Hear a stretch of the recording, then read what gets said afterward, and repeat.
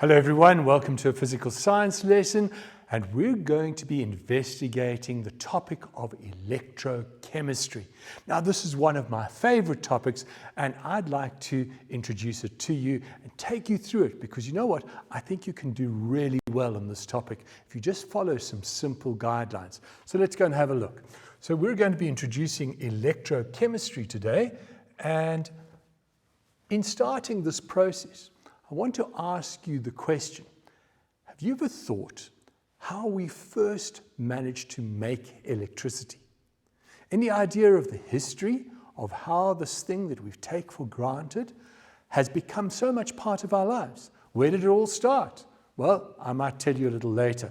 So try and think about it, perhaps even do some research about how electricity was first made. And here is our concept map of electrochemistry. Now, in electrochemistry, we deal with two different types of cells. The first one is called the galvanic cell. The second one is called the electrolytic cell. And you will notice that both of them are involved in transforming or changing energy. So energy is a key factor when we're dealing with these. The other key factor that we need to look at is the idea of redox reactions. And in today's lesson, we're going to spend most of our time focusing on redox reactions and how they relate to the galvanic cell. So let's move it on a bit. And the first thing I want to deal with is this terminology that is quite important and used quite often. An electrolyte is simply a solution, usually where the solvent is water, so we can say aqueous solution with ions.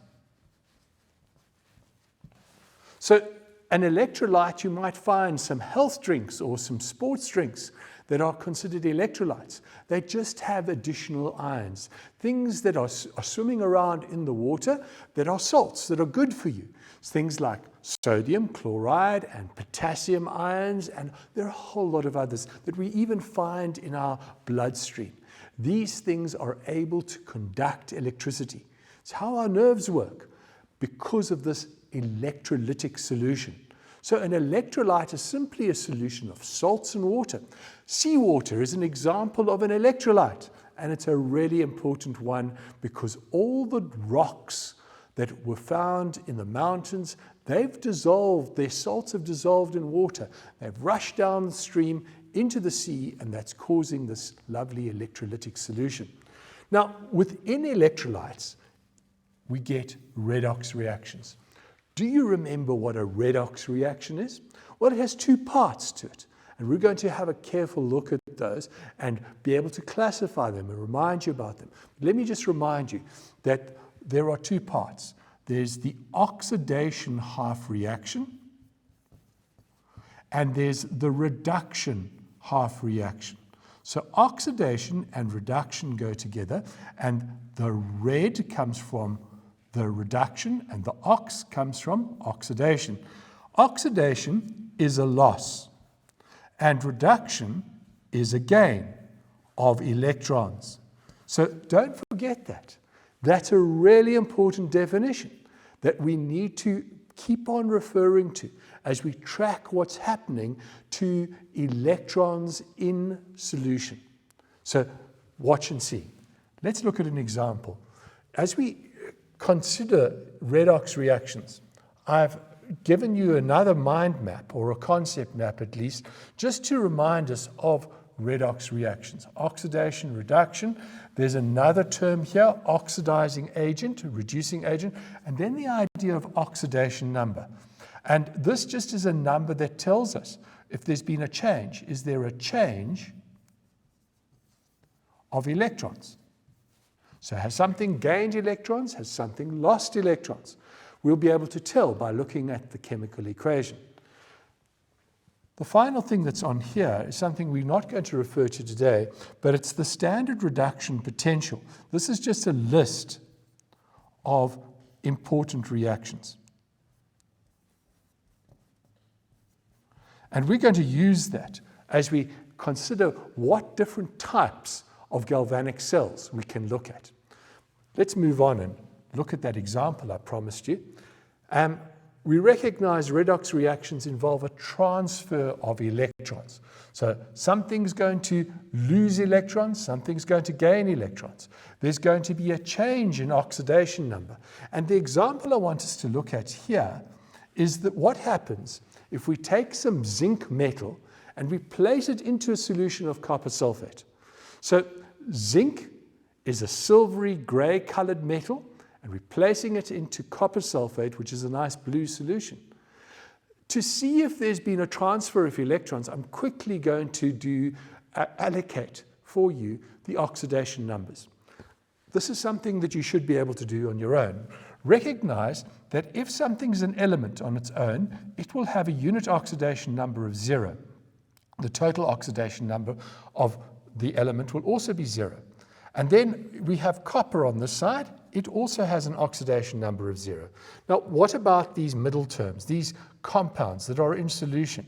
Well, this is the sulfate ion. We know its total oxidation number is -2. And we recognize there's a sulfate ion over here. Also -2 is the total charge. Total oxidation number for that part of the compound will be -2. What about the copper ion here then? Well, we know that in a compound, the total oxidation number must come to 0. So +2 minus 2 gives you 0, and that means that copper is -2. In a similar way, sorry, not -2, +2. In a similar way, zinc must be +2. There's only one zinc there, so the unit oxidation number of zinc is +2. So if I look what's happening to zinc, we recognize that zinc is going from 0 to +2, and we recognize that the copper is going from +2 to 0. So there's clearly been a change or a transfer of electrons. The one has lost electrons or donated electrons, the other is taking electrons and it's gaining electrons. And so we'd recognize, if we follow those rules, that over here, this is a loss of electrons, and this here is a gain of electrons. Now, let's look at it practically. Here is our nice blue solution of zinc. This is zinc. And there's your solution of copper ions. In solution, copper ions in solution are blue, so there's your Cu2+. And we've got the symbolic representation of that over here. This is the equation. Now, if we move on, we recognize that when you dip the zinc in, there's a reaction that's taking place. There's a change that's happening at that surface. And we recognize that at the end of the process, we take out the zinc plate and we see it's changed. It's got some stuff deposited onto it. And there's a change in the color here. And in fact, if we were to compare these, we can see that there's a definite change between them. What are the clear changes? Well, there's a difference here. This silvery colored stuff has obviously changed in some way because it's been replaced by a black coating of some form. So something's been added to that. Maybe something's been lost from that surface. Is there anything else we can see? We're looking at the macroscopic detail here. Look at the difference in color. It's certainly got lighter. And if we zoom in on this little region here, for example, you'll see that amongst that black stuff, there's a orange-colored material. Now, what do you think that is? Well, you should be able to remember that copper metal is that orange color. And in fact, what's happened, it turns black because it also reacts with the oxygen in the air, and it's got some impurities in it, and so it doesn't appear nice and shiny. But if it was all pure, we would be able to see the copper being deposited. But so there is evidence that our equation is actually correct. And what we're seeing is that there's a change in the nature of the zinc and the change in the nature of the particular solution. So what's actually happening on a microscopic level? I've represented this thing here as a zinc atom, and this is a zinc ion. Now, if you have a look carefully, you'll see that the zinc is going from there into there. It's going from zinc atoms into zinc ions. And at the same time as that's happening, the copper, so we said that this was the zinc atom, and it was going to the zinc ion, and that was the process. But at the same time, what's happening, we've got copper in here, and copper's going in the opposite direction. So copper ions are changing into copper atoms. So there are the atoms, and there are the ions. And in that process, here, there is a loss of electrons. And here, going this way, there's a gain of electrons. Right. So you can see the process that's happening because of this direct contact of zinc into a solution of copper sulfate. Let's have one last look at this in terms of what's happening if we represent it in symbolic form. And here is exactly what I'm showing you. Zinc has changed from the atom, and it's changed into ions. But there are electrons left over. We recognize that's a loss of electrons, and we call that oxidation. What happens to the copper? Well, if that was oxidation, and that's an oxidation half reaction, look, there are the ions, and we'd notice that that was dark, and it's got lighter, so the ions have been removed, and we've got atoms. This is a gain of electrons, so we call this reduction. So in this process of direct contact, we've just been looking at redox reactions of zinc into copper, and we haven't applied it to a galvanic cell yet, but we'll do that. But first of all, let's have a short break. See, I did it. You did.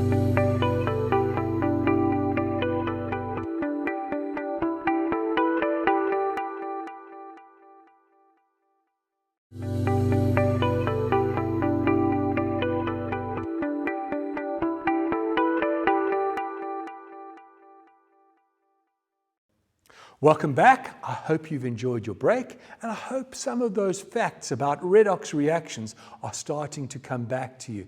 Please just go and revise them. Don't worry, don't get too panicked about it. I will give you lots of ways to remember the redox reactions, and we're going to be applying them in any case in many different situations. So if you can master them, you will do really well. In this part of the lesson, I want to focus on the galvanic cell and what goes into making a galvanic cell. So have a look. So our focus, the galvanic cell, we're going to be unpacking these words and start getting to know what they mean, but let's take a look at something in a diagrammatic form. And so here we have a galvanic cell. And guess what? It's represented by a zinc electrode and a copper electrode. And there are copper ions and there are zinc ions. So it's very similar to what we've just done, except now the zinc ions are in a beaker with a zinc electrode, that's on the one side, and the copper is in a beaker, copper electrode, into a solution with copper ions in that solution.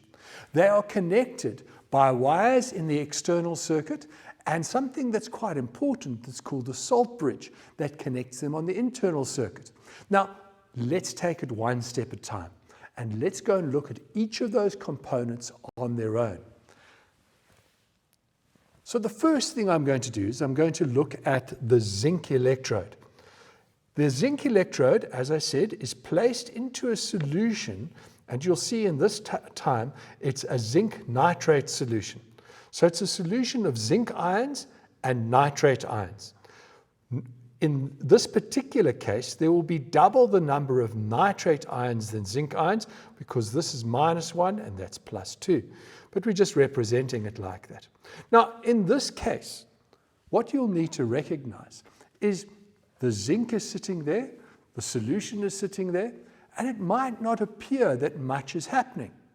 But if we had to take a look at a micro level, we would be able to see small changes that are happening continually. I wonder what that reminds you of. If you said chemical equilibrium, you'd be absolutely right. And so I'm going to show you that we can represent what's happening here in the form of an equation where we're going to say that zinc is going to go to zinc 2 plus 2 electrons. And at the same time, the zinc ions are forming zinc atoms. So this is a equilibrium or a chemical equilibrium situation. It's a state of chemical equilibrium. We can't see much happening, but at a micro level, there's stuff happening all the time. And the same thing happens in the other half cell. This half cell, we called it the zinc half cell. The other half cell is known as the copper half cell. Have a look at it. Here we've got the copper electrode placed into solution of copper ions. This would also be blue because the presence of copper ions is the thing that gives it its nice blue color. And what we would recognize is happening here is also a system in chemical equilibrium. So the copper atoms on the electrode, they're jumping into the solution and they're going for a swim because they're copper ions. Let's make the jump blue. So the copper is going into the solution and it's forming blue copper ions plus 2 electrons. And at the same time, there are copper ions that are saying, no, we want to get out of the swimming pool. We want to get onto the electrode. And they're jumping in again. They're jumping onto the electrode. They're jumping the other way. So copper ions are forming copper metal.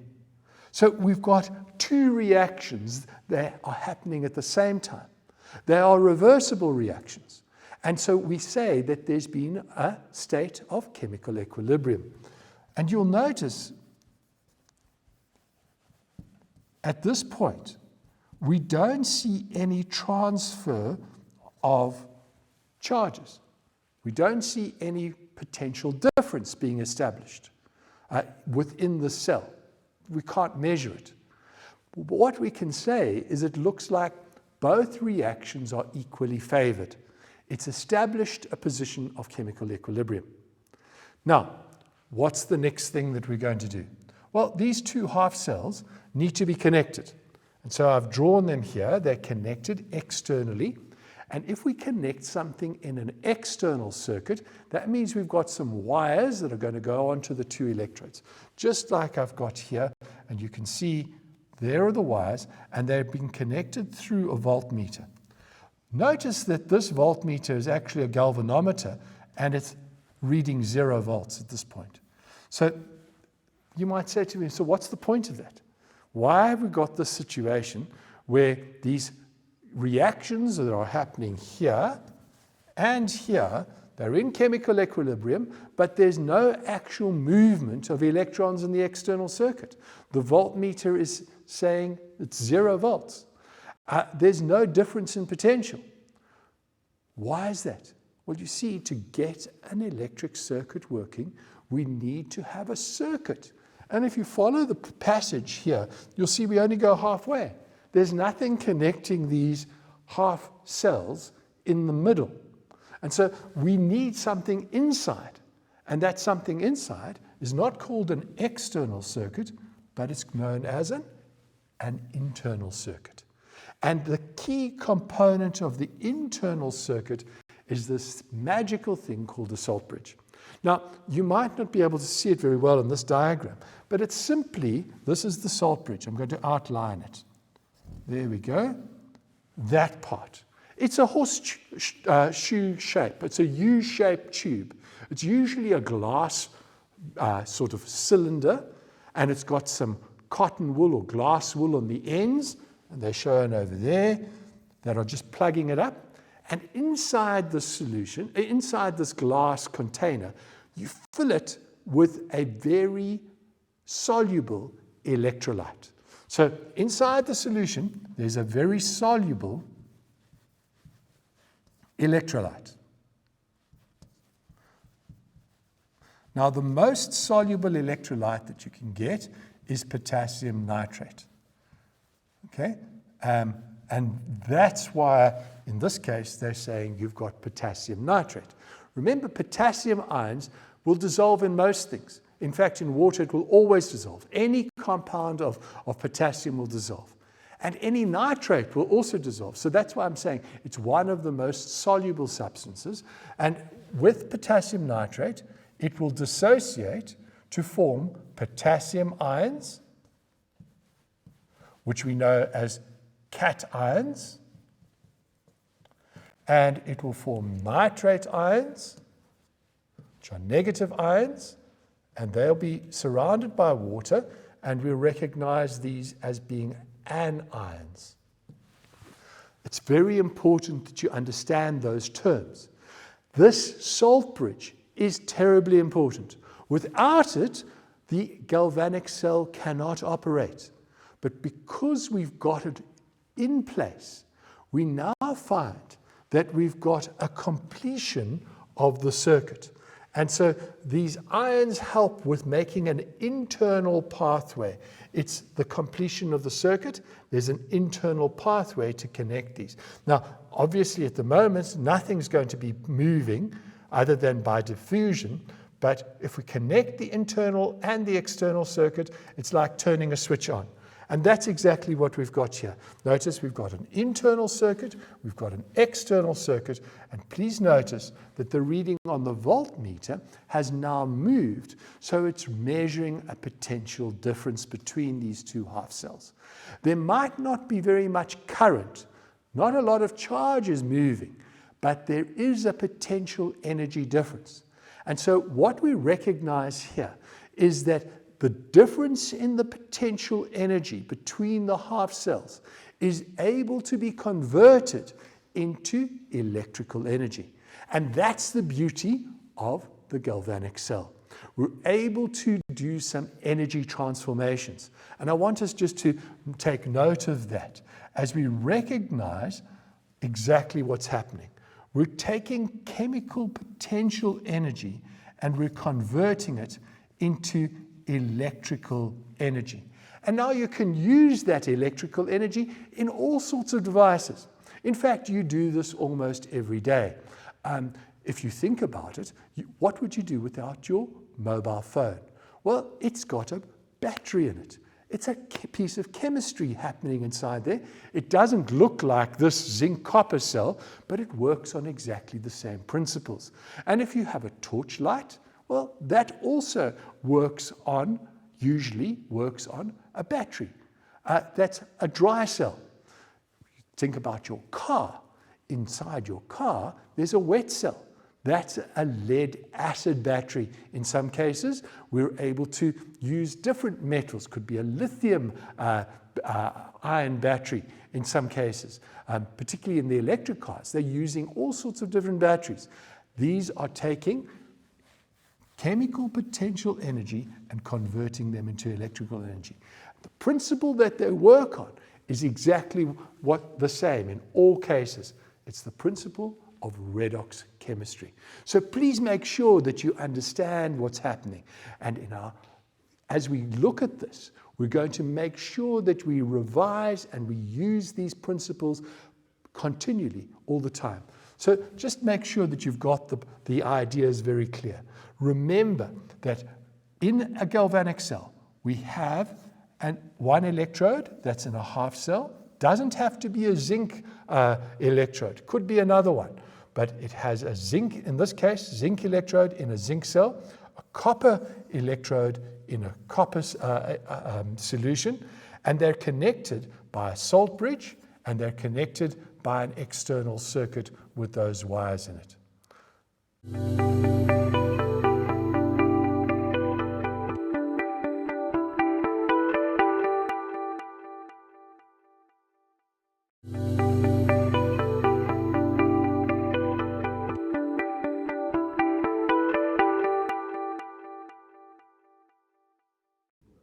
Welcome back, everyone. Now that we have revised redox reactions and we've taken a look at the components of the galvanic cell, let's see how these two ideas of redox reactions and galvanic cells link up together. How can we do that? Well, let's have a look. What we need to be able to do is to highlight very clearly the ideas that galvanic cells are based on redox reactions. And in fact, the component parts are actually named because of the particular type of redox reaction taking place. So let's dive into it. And the first thing that I want to do is just look at another way of defining redox reactions by looking at these two terms, which I'm sure you've heard before: a reducing agent and an oxidizing agent. Can you remember what those mean? Can you remember how we apply them? Well, let me help you. A reducing agent is something that donates electrons. And I use the mnemonic RAD to remember that. And an oxidizing agent takes electrons. So I write it out as OAT. So if you remember those little letters, OAT-RAD, and of course the ones for oxidation and reduction, oil-rig, and you put them together, you'll be able to always unpack what's happening. Let's just be very clear. In any solution that we've got, in an electrochemical cell, if something is donating electrons, it's a special agent. It's a very cool agent. We'd say it's rad. It is so cool that we call it rad. It's a reducing agent, and it donates electrons. On the other hand, in that same solution, or in a different part of the cell, we could have another agent, a special agent, not 007 or some other sort of secret agent. No, this is an oxidizing agent. And the oxidizing agents are swimming around inside the cells, and they are looking for electrons. They want to take electrons all the time. And if you can remember that, let's apply it to our famous equation. So our direct contact equation, we recognized that in this equation, here was a half reaction, and we called this the oxidation reaction because it lost electrons. Zinc had electrons over there, it's lost them. It made zinc ions and electrons. We called that oxidation. So if it lost electrons, what did zinc do? Well, another way of thinking about zinc's role is to say it donated electrons. You know, sometimes we use these special words. We don't like to say, I lost something. No, I just gave it away. I donated it. So, in fact, what we can say here is that the zinc is a reducing agent. It donated electrons. Well, what happened to the copper ions then? Well, where did those donated electrons go? In these solutions here, we know that zinc got placed into the copper bath, and what we see here is something has appeared, that's copper that's appeared there, and some copper on the bottom, and we recognize that's got lighter. So what did the copper do? Well, the copper must have taken electrons from the zinc. So the copper ions have taken electrons, and we can say the copper ions are in fact oxidizing agents. Now notice something very important. A reducing agent, when it donates electrons, always undergoes oxidation. And an oxidizing agent, when it gains electrons, always undergoes reduction. Please try and keep those separate from each other, because sometimes it can be confusing in the head and you might get a little bit confused. Always go back to the definitions. What is happening? Is it oxidation or reduction? Is it reducing agent or is it oxidizing agent? And you'll be able to pick up the way of seeing these very clearly if you practice. So this was with direct contact. Zinc into a copper ion solution. Now let's apply it to the electrochemical cell and see exactly what's happening here. And so there's your picture. We've seen it before. And we're wanting to know what sort of reactions are happening here and here. Let's zoom in a little bit closer. This is another diagram, and in this case, the salt bridge hasn't got potassium nitrate, but it's got sodium chloride. And it's got some micro pictures as well, and that's why I like this particular graphic, seeing what's happening at the micro level. We can see also in the external circuit that there's a voltmeter that's got a reading on it. And if you look carefully, there's a pathway for the electrons to travel. Now, there's so much detail on this diagram. I think it's an important thing to dive in and try and take things one step at a time and look at exactly what's happening at each part of the galvanic cell. So let's start with a half cell, zinc half cell on its own. We recognize nothing much is happening here. It's in a state of chemical equilibrium. There's both oxidation and reduction happening, forward reaction, reverse reaction, no change, visible change, continual microscopic level change. Same thing that's happening at the copper half cell. There is a state of chemical equilibrium. And in these states of chemical equilibrium, what we're saying here, that you're not going to be able to measure any potential difference. The forward reaction, reverse reaction, they're all happy, they're staying where they are, and we recognize we're all hunky-dory. What happens now when we see that we're going to connect these two half cells together? Okay, so initially in the zinc half cell, look what's happening. This is in equilibrium.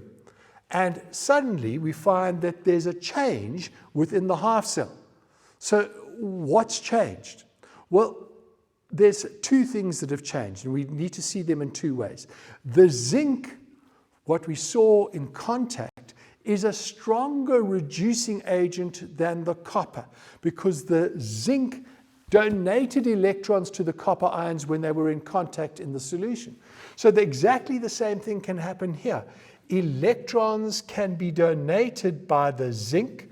In other words, electrons can be taken away. Okay?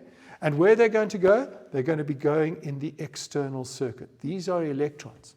And they're going to be moving through the voltmeter towards the copper electrode. Now, let's just stop there for a minute. Do you remember, for a system in chemical equilibrium, if we change the concentration of something, then Le Chatelier's principle says if you've got a stress, then the system is going to work to try and relieve the stress. We're going to apply exactly the same principle here.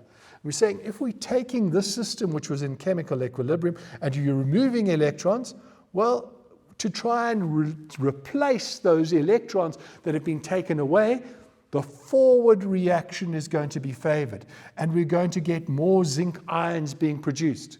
So in this solution, what's going to happen is the forward reaction is favored, and zinc is going to go to form zinc 2 plus in aqueous solution plus 2 electrons. So the forward reaction is favored, more zinc ions are jumping into the solution. Now remember that. It's very important. Let's have a look at what's happening in the other half cell as we've connected the things together. So at the start, let's just look at it on this diagram. I jumped ahead. On this diagram, you can see here was the zinc atom. It's become the zinc ion, and the electrons have been given away. So clearly, it's as I indicated. Zinc going to be zinc 2 plus 2 electrons. That's a really nice micro view, and you can see that zinc is actually going into the solution there to form the zinc 2 plus. There are nitrate ions here, there are nitrate ions swimming around there, and what we recognize, the electrons are actually moving up this electrode into the external circuit and going through the voltmeter, as I said, onto the copper plate. So what's happening in this zinc solution is that zinc is going, according to this reaction, as we've said, it's undergoing oxidation. And here I want to introduce a new term to you.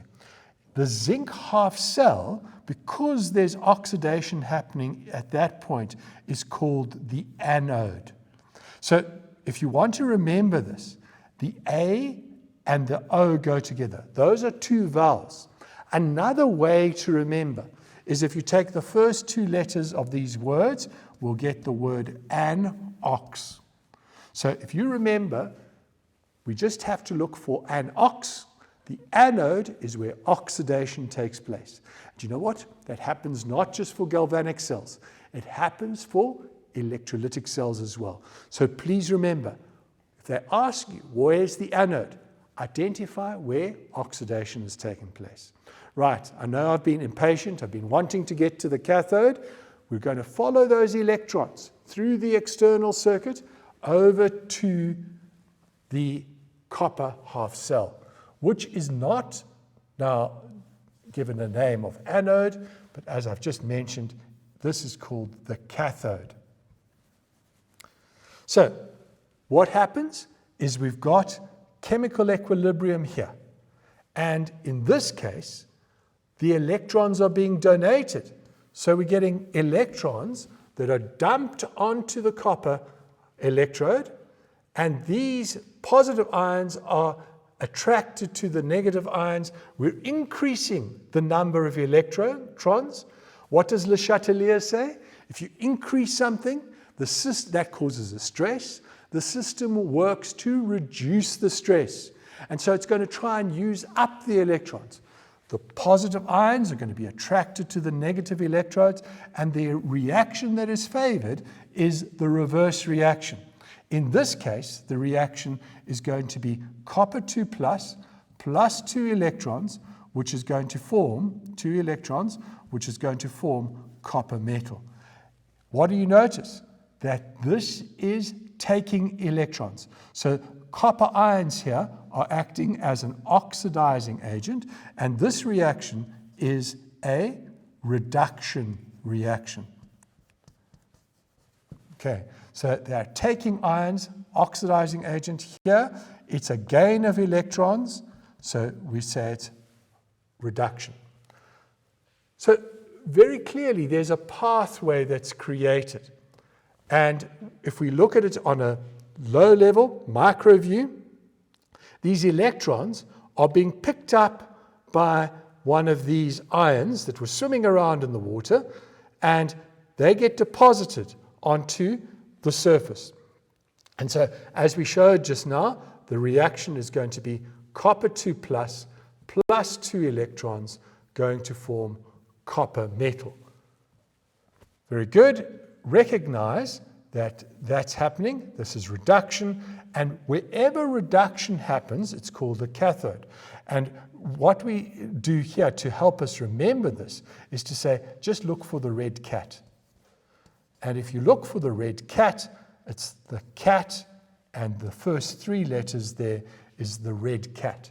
So very clearly, you're being able to identify the different half cells. There's one more thing that I want to get through quite quickly, and that's to look at what's happening in the salt bridge. And it's not too difficult, but very important. So bear with me. What we recognize in the salt bridge is that at the anode, we're going to get extra zinc ions. So zinc ions are going to be in the solution, and there are going to be more of them. And at this side, they're going to be the copper ions, and they're going to decrease. They're going to be less. So in a sense, the solution here is going to be positive, and the solution here is going to be more negative because they're more nitrate. This cannot exist and carry on. There's an imbalance. It's not neutral anymore. So what does the salt bridge do?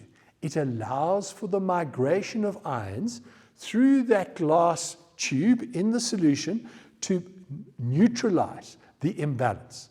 And so even though they've got this imbalance that's happening here because of an increase, and you've got a reduction of those, there's less of those, what's happening in the solution is there's positive ions here, and they're going to be the potassium ions, they're going to move towards here to neutralize the imbalance. And the nitrate ions over here, which are negative, are going to move in that direction to neutralize. So if you notice, these are anions and these are cations. And the anions move towards the anode and the cations move towards the cathode. And that's exactly how these half cells got their names. The anions move towards the anode, the cations move towards the cathode. There's no reaction that's happening inside the salt bridge. It's just a movement of ions. Positives one way, negatives the other. And so if we look at it, you'll see that movement of electrons going all the way around into the solution. The negative ions are moving in that direction to make the complete circuit. Now, generally, when we do electricity, we don't talk about the movement of negative ions. Conventional current is always the direction of positive movement of positive charge. And so in this case, we're looking at the movement of negatives. What you need to recognize is that the positives move in the opposite direction. And so if I take the blue line now, we would say, look here, the cations are going to move in this direction. And the positive charges are moving in that direction. They are the positive charges, they're moving, that's the direction of conventional current. So remember, that's why we have conventional current. We chose positives as being the way to move. Negatives are moving in the opposite direction. So I hope you've got that idea of movement of ions. And that brings me to the last points about what's the function of the salt bridge. Important to learn this. They complete the internal circuit. They maintain electrical neutrality, as I've explained, by allowing anions to move to the anode and cations to move to the cathode. And so overall, there's our summary. We now recognize that that's the anode, that's the cathode, that's where oxidation takes place, and that's where reduction takes place. And the final thing that I want to just mention, that big picture that I just showed you, with all that summarized, is quite difficult to remember. So we've got a shorthand notation, and it's called cell notation. So for our example, we're going to say, what's the reducing agent? So we recognize clearly that the reducing agent is the zinc metal. It's going to donate electrons. What does it form? We put a line because the zinc was the electrode. Then we're going to also mention it's solid. The thing that it formed was ions in the solution. So zinc 2 plus, aqueous. Then we're going to put two lines. Those two lines represent the salt bridge. Then it says we must find the oxidizing agent, and the oxidizing agent in this case is the thing that takes electrons. So what's taking the electrons? Well, in this case, it is the copper ions. Don't get this mixed up. It's the copper ions. They're in aqueous solution. And what do they form? Well, they form a deposit on the electrode, which is the copper electrode. So guys, this is important. We will look at it again as we look at different types of electrochemical cells, but try and work it out. It's much easier to write these cell notations than draw a picture. And for that reason, we are going to persevere with them. Please make sure that you practice and put all your details together as you compare and say, what are the redox reactions happening in a galvanic cell? Well, I know that's been a lot and we've rushed through things to a certain extent, but I think it's time to take a short break right now.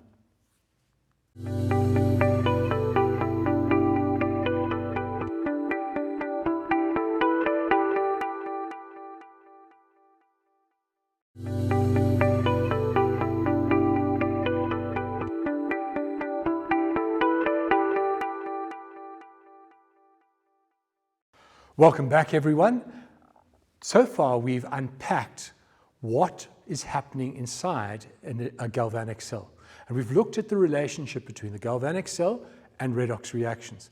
But what evidence is there that this is really happening? Or is it just all theory? Well, you know what? It's actually quite well supported by evidence.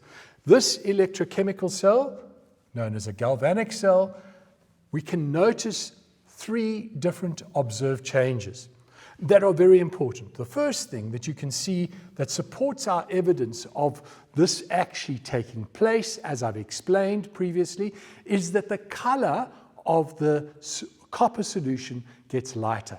Just like we saw with the direct situation, this was when we did this example, you would notice the same change in color happening in the galvanic cell. And in fact, it could even go to almost totally colorless as the concentration of the copper ions decrease. The next thing that we can see is that the mass of the electrodes will change. And what you'll need to notice here is try and work out very quickly, how do you think that's going to happen? Remember, zinc is the anode. It's donating electrons. It's becoming ions. Copper ions are becoming copper metal. I'm sure you've got it, but here's the evidence. Zinc electrode, copper electrode, loss of mass, and here we've got a gain of mass. So quite clearly there's been an exchange. And what you'll need to recognize is that that corresponds exactly to what we've said. The positive copper is happening because copper ions are undergoing reduction. The third observation we can make is about the reading on the voltmeter.